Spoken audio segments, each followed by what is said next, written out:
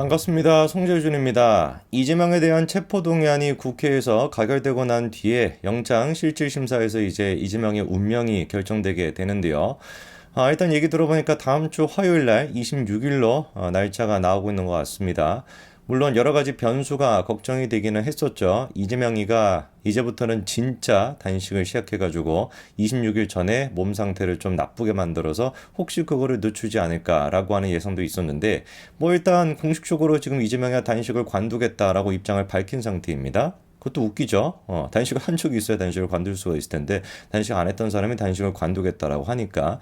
근데 그것만 보더라도 이재명이 얼마나 지금 걱정이 많은지를 알 수가 있는 것이죠. 그러니까 지금 최대의 이재명의 관심사는 뭐냐면 어떻게 해서든 간에 법원에 어떤 판사의 심기를 건드리지 않는 거, 이게 지금 이재명의 최대 관심사인 겁니다. 지도 그래도 법률가 출신이니까 잘 알겠죠. 이런 식으로 단식 쇼를 하게 되고, 그리고 단식 쇼를 한다라고 여러 가지 비판이 있었고, 그리고 TPN이가 뭔가 하는 영향제를 맡고 있다, 뭐 이런 식의 뭐 비아냥까지 지금 듣고 있던 상황이었는데, 그런 상황에서 단식 쇼를 계속하다가 약간 뭐 침대 같은데 이렇게 뭐 끌려가지고 휠체어 같은 거 타고 영장 실시 심사를 받으러 가게 된다면 판사가 어떻게 볼까? 변호사였던 자기가 보기에도 이놈 봐라. 이놈 같은 경우는 아직도 반성의 기미가 없네. 구속을 시켜야 되겠다라고 생각할 수 있는 게 너무 명확하다 보니까 그 이재명이조차도 구속되는 게 두려워가지고 결국에 단식을 관둔다라고 이제 뭐 밝히기라도 한 거 아니겠습니까?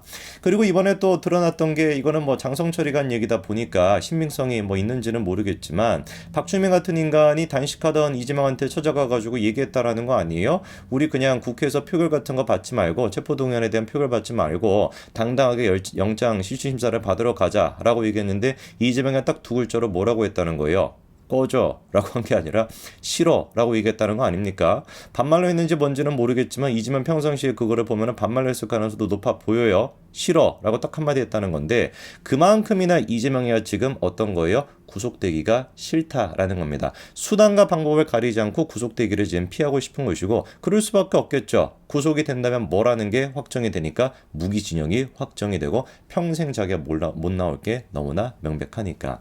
이런 상황에서 김의겸이 또한 마찬가지로 뭐 가만히 있는 게 도움이 될 것 같은데 괜히 또만 이거를 이제 까부는다고 또 이제 한동훈 장관에 대해 가지고 헛소리 하다가 바로 또 이번에 사과하지 않았습니까? 무슨 뭐 한동훈 장관과 유창원 판사가 뭐 사법부 동기다, 뭐 서울대학교 동기다. 그러니까 뭐 어떻게 봐주기를 할 수가 있을 것이다. 그래서 검찰 편에서 이재명에 대한 구속영장을 발부할 수도 있다, 뭐다. 이렇게 또 헛소리했다가 바로 그냥 대법원에 그 동기가 아니다라는 게 밝혀졌잖아요. 근데 뭐 제대로 사과도 하지 않고 뭐 이러다 보니까 구속영장이 기각이 될 확률이 50%에서 70%가 넘었다. 이렇게 또 까불고 이거 뭐 취재했던 수첩 같은 거를 뭐 법원에 또 제출할 거다. 한동훈 장관이 나 또 고발할 테니까 뭐 이런 지금 얘기나 하고 앉아 있는 게 김의겸의 수준인데 계속 그렇게 해주기 바랍니다. 계속 그런 식으로 법원을 건드려 줘야 그게 이재명이 제일 지금 싫어하는 모습이고 근데 계속 그렇게 건드려줘야 이재명의 구속 가능성이 높아질 테니까요.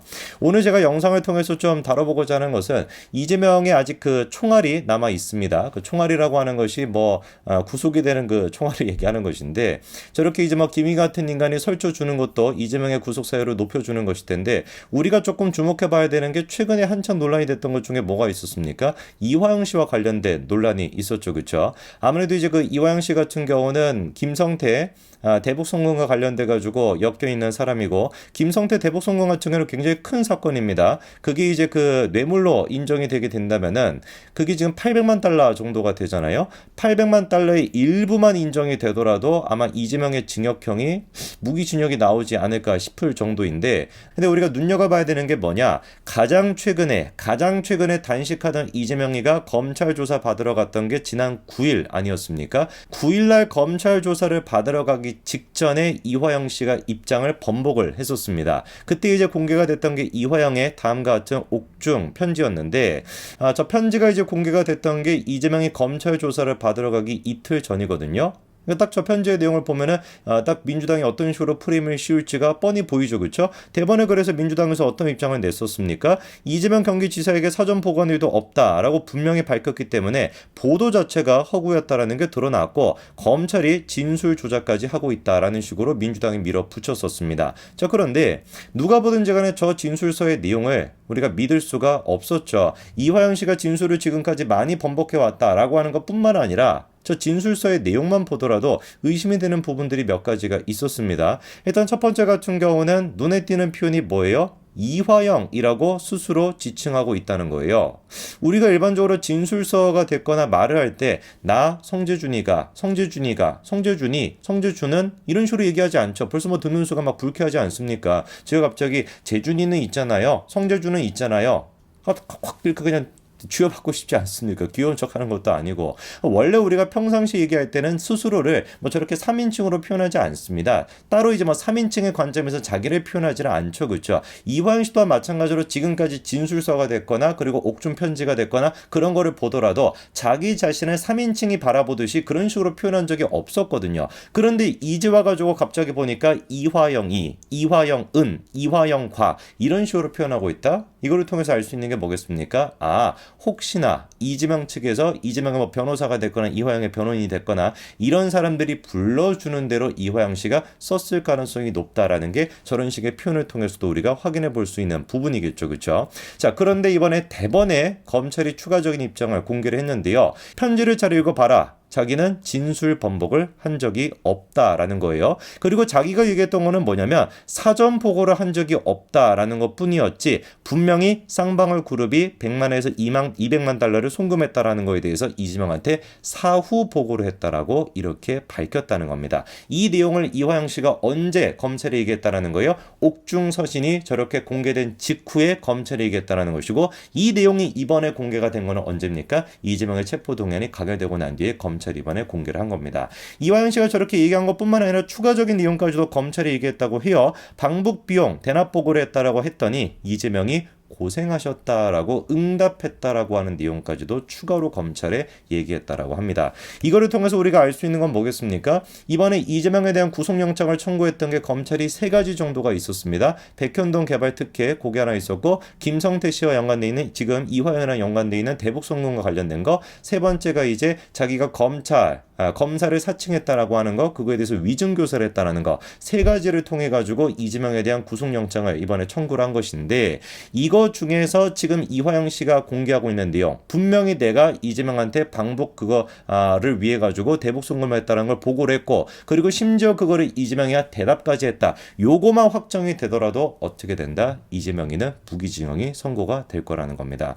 이 뇌물 같은 경우는 특가법으로 처리가 되기 때문에 지금 이게 인정이 되게 된다면 800만 달러거든요. 이제는 절대로 못 나오게 됩니다. 요거 한 가지만 유죄로 선고가 되더라도. 그리고 눈여겨봐야 되는 게 이화영 씨의 그 변호인 둘러싸고도 논란이 있지 않았습니까? 자기 아내가 깽판을 쳐가지고 결국에 아내가 원했던 변호사 김강민 경기도 의원으로 결국에 변호인을 맡기로 했다. 뭐 이런 얘기도 있다 보니까 이화영 씨가 완벽하게 검찰에게 등을 돌리고 이재명 쪽으로 다시 돌아섰다. 이런 평가가 있었는데 다시 이화영 씨가 어떻게 하기로 했습니까? 새로운 변호인을 선임하기로 했다라고 하는 얘기가 나오고 있습니다.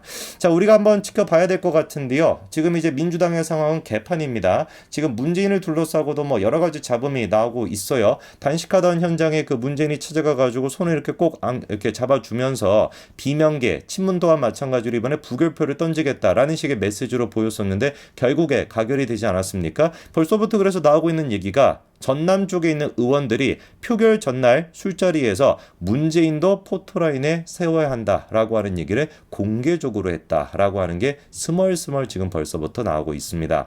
그리고 고민정인 또한 마찬가지로 나가리가 되기 직전이고요. 그리고 송갑석 같은 경우는 대표적인 친문 쪽이라고 할 수 있는데 최고위원 측에서 이번에 사퇴하겠다라고 했고 이재명은 그거를 받아들였다라고도 하니까 완벽하게 지금 당이 부셔지고 분열되고 있는 상태입니다.